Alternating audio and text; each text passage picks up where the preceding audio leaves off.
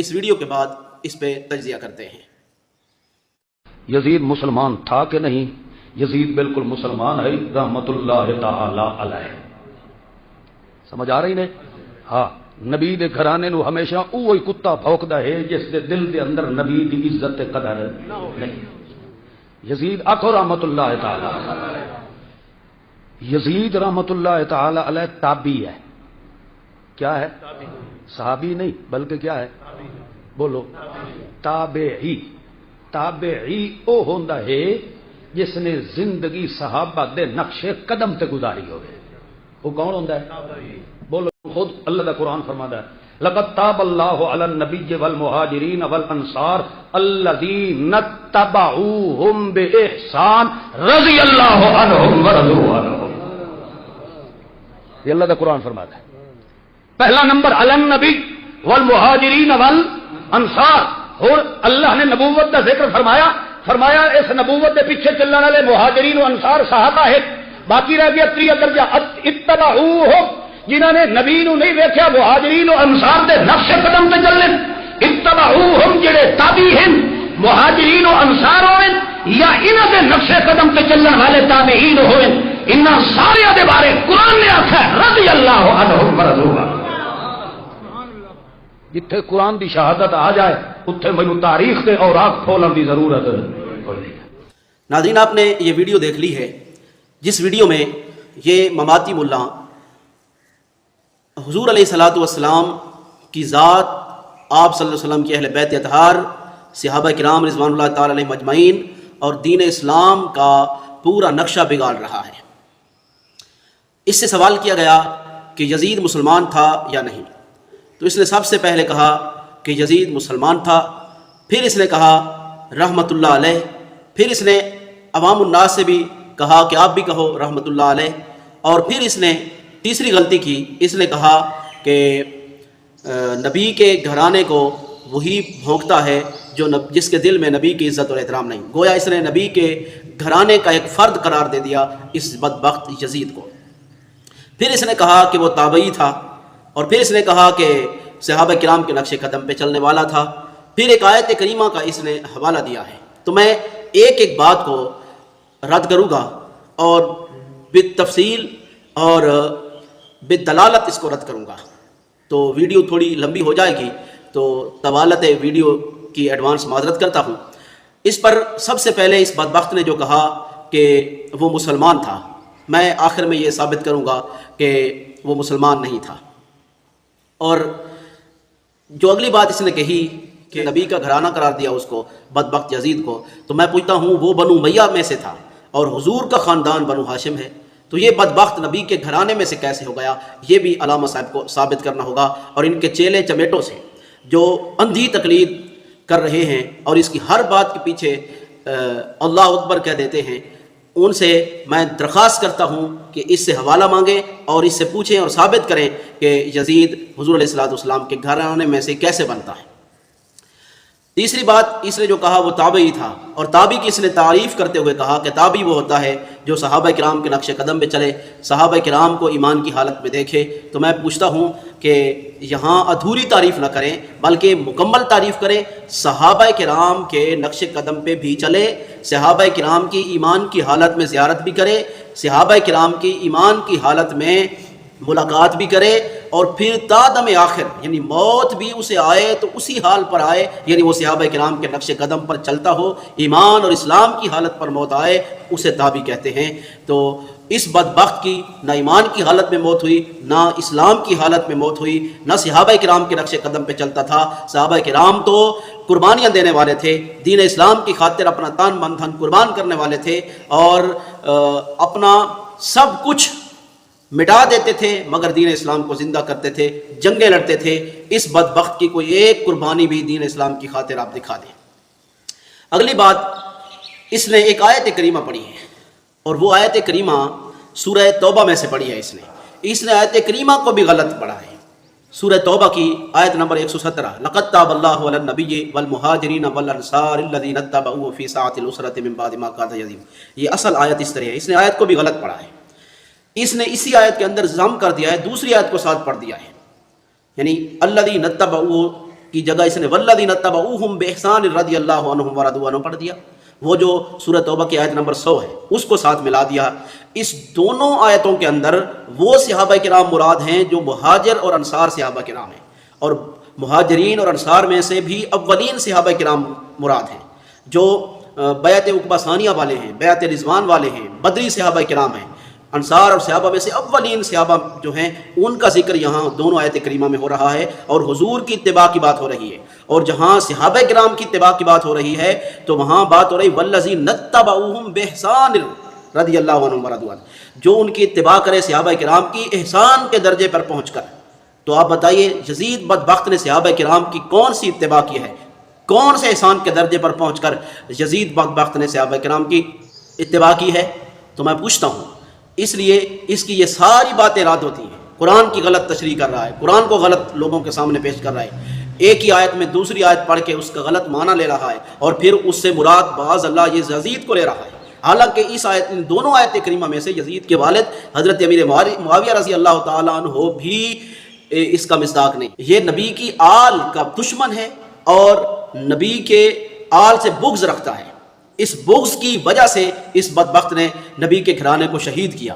حضور حضرت امام عالی مقام امام حسین علیہ السلام کو شہید کروایا اور اہل مدینہ پر حملے کیے. یہ ساری باتیں اب آپ دلیلوں کے ساتھ سنیں. بغض اہل بیت کے حوالے سے آقا کریم صلی اللہ علیہ وسلم کا ایک فرمان مبارک ہے جس کو حضرت ابو سعید خدری رضی اللہ تعالیٰ عنہ روایت کرتے ہیں، اور اس حدیث پاک کو ابن حبان نے اپنی صحیح میں نقل کیا ہے، اور امام حاکم نے المستدرک میں اس کو نقل کیا ہے، اور ابن حجر الہیثمی نے السوائق المحرقہ میں اس حدیث پاک کو نقل کیا ہے. یہ حدیث پاک ہے حضرت ابو سعید خدری رضی اللہ تعالیٰ عنہ کے. حضور علیہ السلام نے فرمایا والذی نفسی بیدہ لا یبغضنا اہل البیت رجل الا ادخلہ اللہ النار. اس ذات کی عزت کی قسم جس کے قبضہ قدرت میں میری جان ہے، ہم اہل بیت سے جو شخص بھی بغض رکھے گا اللہ تعالیٰ اسے ضرور دوزخ میں ڈالے گا.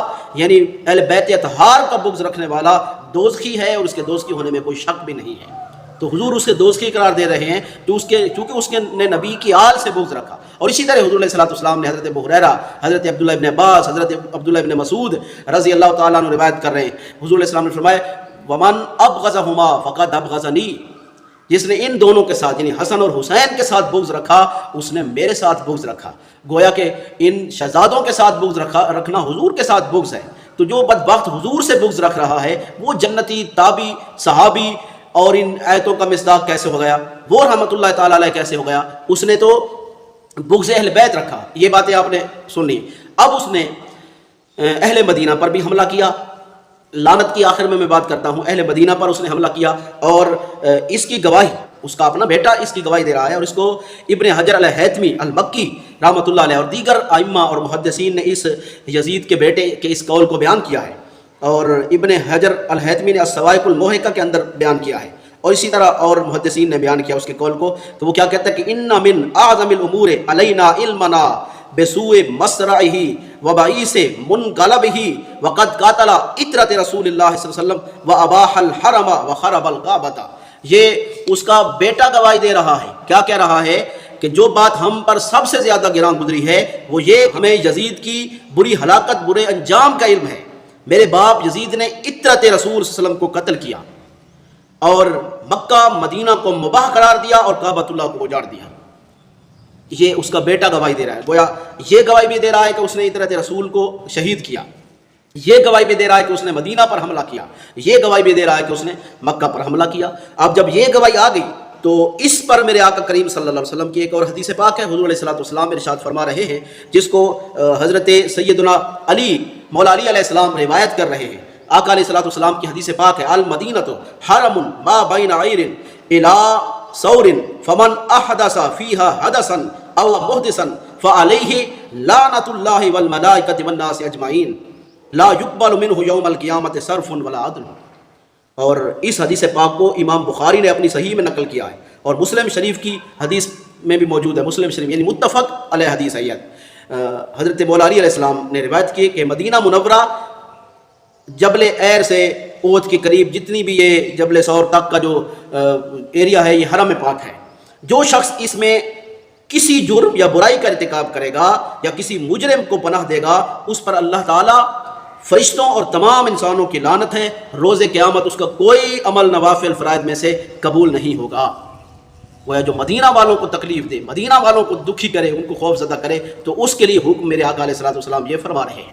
تو اس آیت حدیث پاک میں سے بھی یہ لعنتی ٹھہرتا ہے۔ اب آخر میں آپ اس طرف متوجہ ہوں کہ جب اس کے بیٹے کی گواہی بھی آ گئی، یہ لعنتی بھی قرار پایا، یہ صحابی بھی نہ ٹھہرا، یہ تابعی بھی نہ ٹھہرا، آخری بات یہ جو اس کو رحمت اللہ علیہ بنا رہا ہے، تو بھائی ہر ایک نے اسے لعنت اللہ علیہ کہا، صحابہ کرام نے اسے لعنت اللہ علیہ کہا، ام المومنین حضرت ام سلمہ رضی اللہ تعالیٰ عنہا نے اسے لعنت اللہ علیہ کہا، ائمہ اربعہ نے اسے لعنت اللہ علیہ کہا، اور بہت سارے محدثین نے اسے لعنت اللہ علیہ کہا۔ تو میں کچھ حوالہ جات پیش کر دیتا ہوں۔ حضرت ام المومنین حضرت ام سلمہ رضی اللہ تعالیٰ عنہ کی روایت ہے، حضرت شہر بن حوشب بیان کرتے ہیں کہ میں نے حضور علیہ الصلوۃ والسلام کی زوجہ محترمہ حضرت ام المومنین حضرت ام سلمہ رضی اللہ تعالیٰ عنہ سے سنا ہے، جب ان کے پاس حضرت حسین بن علی علیہ السلام کی شہادت کی خبر آئی تو انہوں نے قاتلین حسین کو بد دعا دی اور ان پر لعنت کرتے ہوئے کہا قاتلوہ قاتلہم اللہ غروہ وذلوہ لعنہم اللہ۔ انہوں نے امام حسین کو شہید کر دیا، اللہ تعالیٰ انہیں ہلاک کرے، انہوں نے آپ کو دھوکہ دیا اور آپ کی بے توقیری کی، اللہ تعالیٰ ان پر لعنت کرے۔ تو حضرت ام سلمہ رضی اللہ تعالیٰ عنہ اس بدبخت پر لعنت کر رہی ہے۔ اسی طرح حضرت عبداللہ بن زبیر رضی اللہ تعالیٰ عنہ، آپ کی قول امام مقدسی اپنی کتاب البدء والتاریخ میں بیان کر رہے ہیں کہ وَأَمَّا عَبْدُ اللَّهِ بْنُ الزُّبَيْرِ فَامْتَنَعَ بِمَكَّةَ وَلَازَ بِالْكَعْبَةِ وَدَعَا النَّاسَ إِلَى الشُّورَى وَجَعَلَ يَلْعَنُ يَزِيدَ وَسَمَّاهُ الْفَاسِقَ الْمُتَكَبِّرَ۔ رہے عبداللہ بن زبیر تو وہ مکہ میں معصور ہو کر رہ گئے تھے، انہوں نے کعبۃ اللہ میں پناہ لے رکھی تھی، انہوں نے لوگوں کو یزیدی حکومت کے خلاف مشورہ کے لیے بلایا، اس مجلس مشاورت میں یزید پر لعن طعن کیا اور اسے فاسق اور متکبر کا نام دیا۔ یہ حضرت عبداللہ ابن زبیر بیان کر رہے ہیں۔ اسی طرح ائمہ کے اقوال ہیں، امام اعظم ابو حنیفہ رضی اللہ تعالیٰ عنہ نے ان کے متعلق حضرت امام القیاء الحراسی بیان کرتے ہیں کہ والے ابی حنیفہ قولان تلویح و تصریح، یزید کے لعنت کرنے کے حوالے سے امام اعظم ابو حنیفہ کے دو قول ہیں، ایک اس پر اشارتاً لعنت کرنے کا، دوسرا اس پر بالتعیین لعنت کرنے کا۔ اسی طرح امام مالک کا قول ہے والے مالکن قولان تلویح و تصریح، امام مالک کے متعلق بھی فرماتے ہیں کہ ان کے بھی دو قول ہیں، اشارتاً لعنت کرنا بھی جائز ہے اور بالتعیین لعنت کرنا بھی جائز ہے، یزید کی بات ہو رہی ہے۔ اسی طرح امام شافعی کا تو قول یہ ہے کہ وَلَنَا قَوْلٌ وَاحِدٌ التَّصْرِیحُ دُونَ التَّلْوِیح، امام شافعی کا قول یہ ہے کہ وہ کہتے ہیں کہ اس بدبخت پر اشارتاً لعنت کیوں کی جائے، ڈٹ کر نام لے کر اس پر لعنت کی جائے۔ اسی طرح امام احمد بن حنبل کا قول ہے، امام الحراسی بیان کرتے ہیں کہ لِأَحْمَدَ قَوْلَانِ تَلْوِیحٌ وَتَصْرِیحٌ، کہ امام احمد بن حنبل کے بھی دو قول ہیں، تلویح و تصریح، اشارتاً بھی لعنت جائز ہے اور بالتعیین لعنت جائز ہے۔ گویا ائمہ اربعہ اس پر لعنت کر رہے ہیں، اس پر صحابہ کرام لعنت کر رہے ہیں، وہ نہ صحابی ٹھہرا نہ تابعی ٹھہرا، کچھ بھی اس کے پلے نہیں ہے، حتیٰ کہ وہ بدبخت تو ایمان سے بھی خارج ہو گیا۔ قرآن مجید کی آیت بتاتی ہے ان الذین یؤذون اللہ ورسولہ لعنہم اللہ فی الدنیا والآخرہ۔ میرے آقا علیہ الصلوۃ والسلام کی حدیث آپ سن چکے، حضور نے فرمایا جس نے ان سے بغض رکھا، یعنی حسن اور حسین سے بغض رکھا، اس نے مجھ سے بغض رکھا۔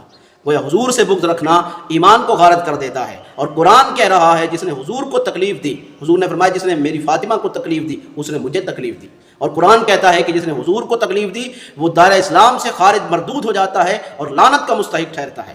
لعنہم اللہ فی الدنیا والآخرہ، اس پر لعنت ہے دنیا اور آخرت کی، دنیا اور آخرت میں لعنت ہے، ساری کائنات کی لعنت ہے۔ تو گویا حضور کی بیٹی سیدہ کائنات کے بیٹے فاطمہ الزہرا کے بیٹے حضرت امام حسین کو شہید کرنا، یہ براہ راست حضرت سیدہ کائنات کو تکلیف دینے کے مترادف ہے۔ جب آپ کو تکلیف ہوئی تو حضور کو تکلیف ہوئی، جب حسنین کریمین سے بغض ہوا تو حضور سے بغض ہوا، اور حضور کا بغض ایمان کو غارت کر دیتا ہے اور لعنت کا مستحق بنا دیتا ہے اس شخص کو۔ تو اس لیے دوستو یہ قرآن سے ثابت ہے، حدیث نبویہ سے ثابت ہے، ائمہ اربعہ سے ثابت ہے، صحابہ کرام سے ثابت ہے کہ یہ بدبخت نہ مومن تھا نہ مسلمان رہ چکا تھا، یہ تو لعنت کا مستحق تھا، اس پر ہر کوئی لعنت کرتا تھا۔ اس ملا مماتی کے چاہنے والوں سے ریکویسٹ کرتا ہوں کہ ان حوالہ جات کا یا تو رد کریں یا پھر اس ملا کا پیچھا چھوڑ دیں، اپنا ایمان برباد نہ کریں، اپنی آخرت اور عاقبت برباد نہ کریں۔ وما علینا الا البلاغ۔